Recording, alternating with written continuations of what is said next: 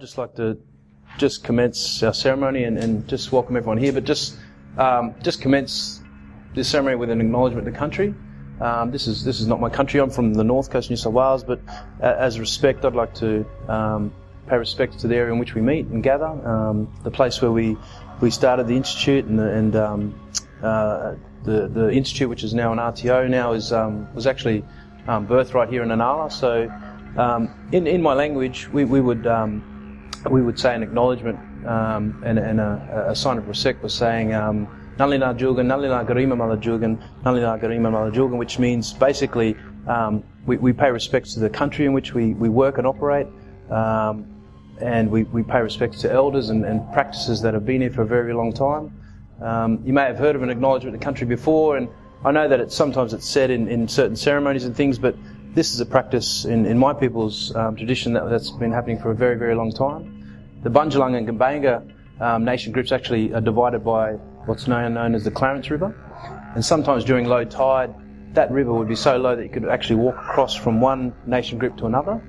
And traditionally, my grandfather told me that what would happen is that when one nation group, if they were crossing over to another, an acknowledgement would be done by saying Nali Na Julgan. That's a sign of respect, and then that acknowledgement would then be paid forth with a welcome.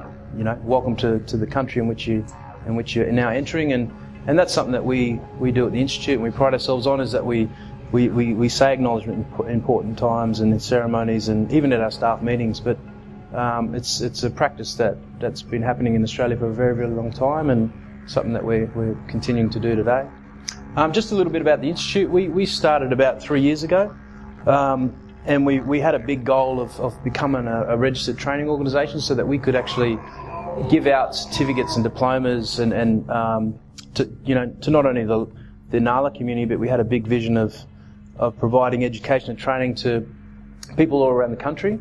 And we really fast forwarded that trip within a space of 2 years. So we had a 5-year goal. We sort of really worked really hard. It's all credit to the team that have been a part of the institute previously, and now the people that are members of our team now.